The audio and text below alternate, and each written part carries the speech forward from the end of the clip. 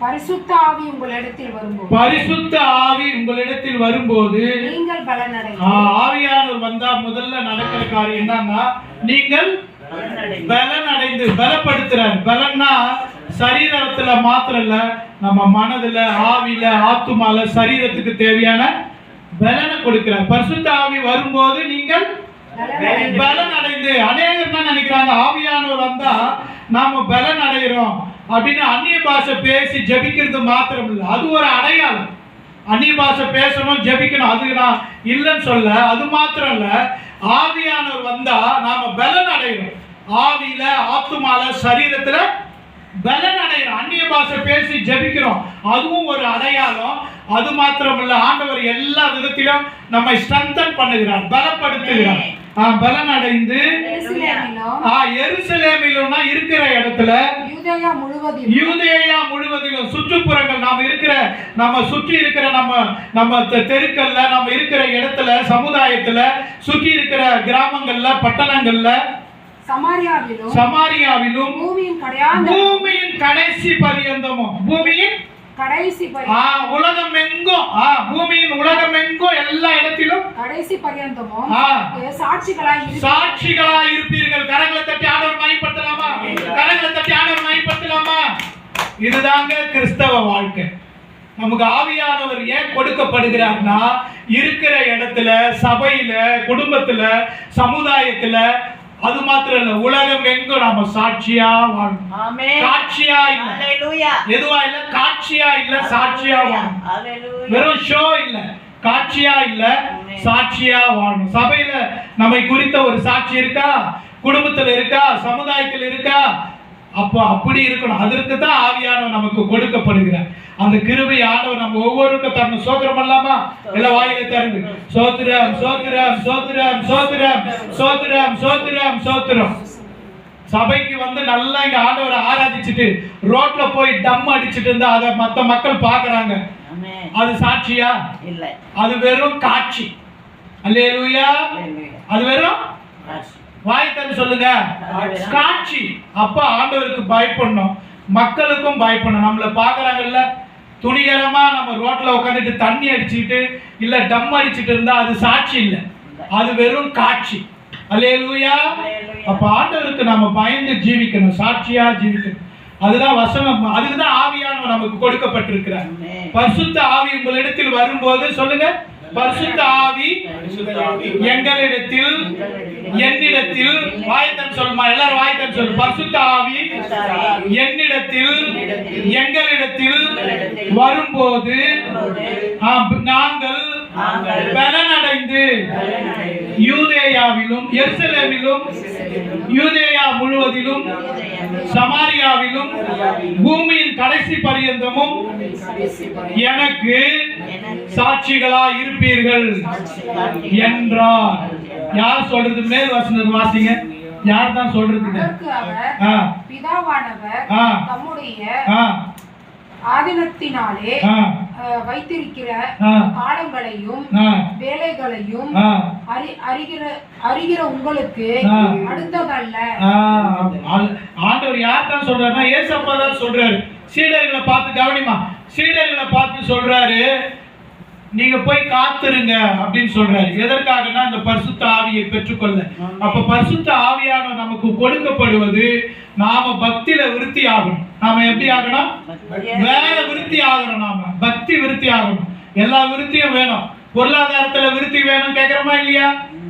வாய் திறந்து பேசுங்க. இப்ப பேசணும். பொருளாதாரத்துல விருத்தி ஆகணும்னு நினைக்கிறோமா இல்லையா? நான் கூட நினைக்கிறேன். படிப்படியா வளர்ச்சி இருக்கணும். அப்படியே உட்கார்ந்துட்டு இருக்க ஆண்டவர் நம்மளை வைத்துக்கல. குடிசை வீட்டுல இருக்கிறோமா, அடுத்தது மெத்த வீடு கட்டு, தப்பே இல்லை. அடுத்தது கார் வாங்கு, தப்பே இல்லை. அடுத்தது பைக் வாங்கு, தப்பே இல்லை. இதுன்னா இது பொருளாதார விருத்தி. இதுல நாம விருத்தி அடையணும். இதுல மட்டும் ஆனா போறாது. ஆவியானவர் நமக்கு கொடுக்கப்படுகிறார். நம்ம அந்நிய பாஷை பேசுறோம். அந்நிய பாஷை பேசுகிறவன் தனக்கே பக்தி விருத்தி உண்டாக பேசுகிறான். தேவனுடைய மகத்துவங்களை பேசுறான். தேவனோடு ரகசியங்களை பேசுகிறான். அப்போ அந்த பக்தி விருத்தியாக பேசுகிறான். அப்ப நம்ம பக்தி விருத்தியாக தான் ஆவியானவர் நமக்கு கொடுக்கப்படுகிறார். அப்ப பக்தி விருத்தி ஆகுதா இல்லையா? நமக்கு ஜனம் 5 நிமிஷம் பண்றாரு, 5 நிமிஷம் பண்ணிட்டு இருக்கிறியா? இல்ல அரை மணி நேரம் வளர்ந்து இருக்கிறியா? நல்ல ஆண்டவரை துதிக்கிறியா, ஸ்தோத்திரம் பண்றியா, ஜெபிக்கிறியா, பைபிள் வாசிக்கிறியா, சாட்சியா வாழறியா? அப்ப எல்லாரும் எண்ணி சேர்த்துதான். அதுக்குதான் ஆவியானவர். அப்ப ஆவியானவர் அந்த கிருபையை நாம கேட்கும் போது ஆண்டவர் நமக்கு கொடுப்பார். அல்லேலூயா. அப்ப இதெல்லாம் சுயநீதி இல்ல. இப்ப நான் சொல்றேன்னா நான் 10 மணி நேரம் ஜெபம் பண்றது சுயநீதி இல்ல. ஆனா நமக்குள்ள அந்த வாஞ்சை இருக்கணும். அல்லேலூயா. ஆமா, நமக்கு இந்த வாஞ்சை வருது இல்ல. எந்த வாஞ்சை? நல்லா இருக்கணும், நல்லா ட்ரெஸ் பண்ணணும், நல்லா சூப்பரா இருக்கணும், நல்லா 4 பேர் மதிக்கிற அளவுக்கு வாழணும், நல்லா வீடு கட்டணும், கார் வாங்கணும், கல்யாணம் பண்ணிக்கணும், குடும்பம் இருக்கணும், பிள்ளைகளை பெற்றுக்கணும். நல்லது, தப்பே இல்லைங்க. எல்லாருக்கும் அதெல்லாம் வேணும். அது போல ஆண்டவருக்கு பிரியமா வாழணும், அபிஷேகத்தை பெற்றுக்கொள்ளணும், சாட்சியா வாழணும். சமுதாயத்துல 4 பேர் பாக்குறாங்க, ரோட்ல நானு ஒரு பொண்ணை நின்று ஒரு பொண்ணை கூட கூட்டுன்னு சுத்திக்கிட்டு நான் லவ் பண்ணக்கூடாது, ரோடா சுத்தக்கூடாது, தப்பு தானே? அப்ப சாட்சி கெட்டு போதா இல்லையா? சர்ச்சைக்கும் போறா, இந்த வேலையும் பண்றானே சொல்லுவாங்களா சொல்ல மாட்டாங்களா? கவனி சொல்லுவாங்களா சொல்ல மாட்டாங்களா? அப்ப சாட்சியா வாழணும். நான் யாரையும் தனிப்பட்ட முறையில் சத்தியத்தை பேசுறேன். அப்ப நாம சாட்சியா வாழ வேண்டி இருக்கு. கர்த்தருக்கு நாம பயப்படும் போது ஆண்டவர் அந்த கிருபைகளை தருவார். அல்லேலூயா, அல்லேலூயா. ஆமா, கல்யாணம் பண்ணிடணும். சரி, ஒருவேளை ஏதோ விரும்பிட்டேன், பட்டுன்னு கல்யாணத்தை பண்ணிடு, சுத்திக்கிட்டே அலையக்கூடாது. அது இன்னும் ரொம்ப வேதனை. அல்லேலூயா. அப்ப பாருங்க, பரிசுத்த ஆவி உங்களிடத்தில் வரும்போது நீங்கள் என்ன ஆகிறீங்களா? பலன் அடைந்து எல்லா விதத்திலும், மனதில் அளவில், சரீர அளவில், ஆத்துமாக்கு பலனை கொடுப்பார். சில நேரம் சோர்ந்து போயிருப்பீங்க. சில நேரம் ஆவியானவர் எதற்கு நமக்காக கொடுக்கப்பட்டிருக்கிறார்? இதுக்குதான். சில நேரம் ஜெபம் பண்ணி ஏதோ ஒரு காரியம் நடக்கலன்னா சோர்ந்து போயிட்டு இருப்பீங்க.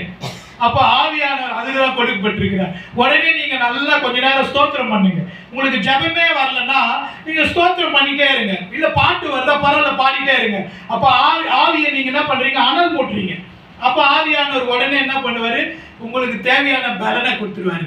உங்க காரியங்கள அற்புதம் நடந்துரும். கரங்களை தட்டி ஆண்டவரை மகிமைப்படுத்தலாமா? அல்லேலூயா. ரகசியம்.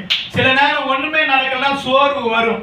நெடுங்காலமாய் காத்திருக்குதல் இருதயத்தை இறைக்க பண்ணும். எல்லாருக்கும் நம்ம மனுஷன் தானே, எந்திரமா நாம மெஷினை போட்டு சுவிட்ச் ஆன் பண்ணா ஓடுறதுக்கு மனுஷன் தான். சோர்வு வரும், எல்லாருக்கும் வர்றதுதான். உடனே நாம என்ன பண்ணோம்? உங்களுக்குன்னு ஒரு ஆண்டவர் ஒரு யூனிக்னஸ் கொடுத்துருப்பாரு எல்லாருக்குள்ள. சில ஆளுங்க எப்பவுமே ஜெபம் பண்ணிட்டு இருப்பாங்க, அதுதான் ஆண்டவர் அவங்களுக்கு கொடுத்த அபிஷேகம்.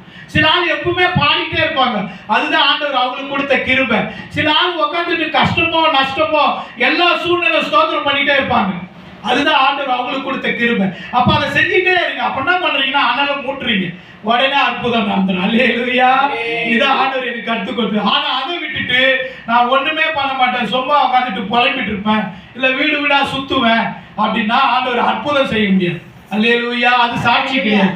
அப்ப நாம செய்யறதை செஞ்சுட்டே இருக்கணும். அல்லேலூயா.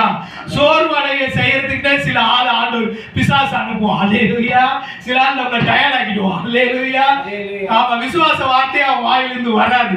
வசனம் படிக்கிறவனுக்கு தான் விசுவாச வார்த்தை வரும். விசுவாசமாவே சில ஆள் பேச மாட்டா, நம்மள சோர்வடைய வச்சிருவோம். நீங்க அதுக்காக கவலைப்படக்கூடாது. நீங்க என்ன பண்ணா ஸ்தோத்திரம் பண்ணிட்டே இருக்கணும். பைபிள் வசனங்களை அறிக்கை செய்யணும். வாயில அறிக்கை செய்து ஸ்தோத்திரம் பண்ணி ஜெபிக்கணும். சும்மா எதுவுமே வராது. அல்லேலூயா, அல்லேலூயா. அதுதான் வசனம் கொடுக்கப்பட்டிருக்கு. அந்த வசனத்தை அறிக்கை செய்து ஸ்தோத்திரம் பண்ணி நீங்க ஜெபிச்சிட்டீங்கன்னா அது 10 மணி நேரமோ 5 நிமிஷத்துல கூட சில நேரம் ஜெபத்தை கேட்டுருவார். ஒரு நாள் நான் உட்காந்து நம்ம வீட்டுல தான் ஜெபம் பண்ணிட்டே இருந்தேன். சில காரியங்களுக்கு நான் எல்லாத்தையும் ஓப்பனா சொல்ல விரும்பல. தப்புன்னு ஒரு தரிசனம் கொடுத்தார், எனக்கு பயங்கர உற்சாகம் வந்துச்சு. அல்லேலூயா. கரங்களை தட்டி ஆண்டவரை மகிமைப்படுத்தலாமா? அல்லேலூயா. கொஞ்ச நாளுக்கு முன்னாடி எங்க தங்க வீட்டுக்காக நான் ஜெபம் பண்ணும்போது தரிசனம் கொடுத்தாரு. அப்படியே அழகா வீட்டை கட்டி முடிச்சிட்டாங்க. எல்லா பணத்தையும் ஆண்டவர் சந்தித்தார். இப்போ ஒரு வாரத்துக்கு முன்னாடி என் வீட்டுல உட்காந்து கொஞ்ச நேரம் தான் அப்படியே ஸ்தோத்திரம் பண்ணி ஜெபம் பண்ணிட்டே இருந்தேன். தப்புன்னு ஒரு ஆண்டவர் ஒரு தரிசனம் கொடுத்தார். எனக்கு பயங்கர உற்சாகம் வந்துச்சு. கர்த்தர் செய்ய போறாரு. அல்லேலூயா. கரங்களை தட்டி ஆண்டவரை மகிமைப்படுத்தலாமா? அல்லேலூயா. ஆமா, ஒவ்வொரு ஜபமும் தேவ சமூகத்துக்கு போய் எட்டுது. நான் ரொம்ப நாளா ஜெபம் பண்ணிட்டு இருக்கிறேன், ஆண்டவரே மதில் சோறு கட்டணும், இந்த காரியம் எல்லாம் செய்யணும்னு. ஆண்டவர் தரிசனத்துல அப்படியே வெளிப்படுத்துகிறார். ஒவ்வொரு காரியம் ஆண்டவர் அதன் வேலையை நேர்த்தியாய் செய்கிற தேவன். எப்ப செய்யணும், எப்படி செய்யணும், யாரை வச்சு செய்யணும் எல்லாம் அவருக்கு தெரியும். கரங்களை தட்டி ஆண்டவரை மகிமைப்படுத்தலாமா? அல்லேலூயா. ஆமா, எனக்கு ஆண்டவர் கத்து கொடுத்தது அப்படிதான். நான் மனுஷனை நாடி தேடி ஓட போவே மாட்டேன். ஜெபம் பண்ணிட்டே இருப்பேன், ஸ்தோத்திரம் பண்ணிட்டே இருப்பேன், பொறுமையா இருப்பேன். ஆண்டவர் காரியங்களை செய்வார். பண தேவையை கொடுப்பார், ஆட்களை கொடுப்பார். ஆமென். மெட்டீரியல்ஸ் தேவை எல்லாம் சந்திப்பார். கர்த்தருடைய வேலையில காரியம் வாய்க்கும். அல்லேலூயா, அல்லேலூயா. ஆமா, அப்ப இந்த உலக பிரமாண நன்மைக்காக மாத்திரம் இல்ல நான் சொல்றது, உங்களை உற்சாகப்படுத்தும்படியா சொல்றேன். இதுக்காக மாத்திரம் இல்ல, நீங்க நல்ல ஆண்டவரை துதிச்சிட்டு ஸ்தோத்திரம் பண்ணிட்டு நன்றி சொல்லிட்டே இருந்தீங்கன்னா கர்த்தர் உங்களோடு இருப்பதை வெளிப்படுத்துவார். அப்பதான் உங்களுக்கு தைரியம் வரும். அல்லேலூயா. அப்ப பாருங்க, பரிசுத்த ஆவி உங்களிடத்தில் வரும்போது, பரிசுத்த ஆவி உங்களிடத்தில்னா யாருங்க? நான் கொஞ்சம் டீப்பா பேச போறேன் இந்த வசனத்தை. பெரிய பிரசங்கம், நிறைய வசனம், ஆனா நிறைய நான் பேச போறது இல்ல, கொஞ்சம் தான். ஆனா டீப்பா ஆழமா பேச போறேன். உங்களிடத்தில் போட்டிருக்கு பரிசுத்த ஆவி உங்களிடத்தில். உங்களிடத்தில்னா யாரு? ஏசப்பா. ஏசப்பா சொன்னாரு பாருங்க. கரங்களை தட்டி ஆண்டவரை மகிமைப்படுத்தலாம். நாம வசனத்தை உணர்ந்து படிக்கணும். உங்களிடத்தில் கர்த்தரை தேடுகிற நம்மிடத்தில், என்னிடத்தில், வாய் திறந்து சொல்லு. திரேரா என்னிடத்தில் சொல்லு, சாதனா என்னிடத்தில் சொல்லு, சத்யா ஆவியானவர் என்னிடத்தில் வரணும். வாய் திறந்து அரிசி கொடுக்கணும், சோறு கொடுக்கணும். ஜெபம் பண்றல, ஆவியானவரே என்ன நிரப்புங்கப்பா, ஜெபிக்கணும். இதுதான் முக்கியமான ஜெபம். காசை கொடு, அதெல்லாம் கொடுப்பாரு. இதை ஜெபம் பண்ணு. ஆவியானவர் வந்தா எல்லாமே வரும். அல்லேலூயா. அப்ப பரிசுத்த ஆவியானவர் உங்களிடத்தில் வரும்போது, கட்டடத்துல வரும்போது இல்ல. அல்லேலூயா. அதுக்கு தான் இங்க நான் இத பேசுறேன். கட்டடத்துல இல்ல, கட்டடத்துக்கு அவருக்கு என்ன வேலை இருக்கு? அல்லேலூயா. பெரிய பில்டிங்ல இல்ல,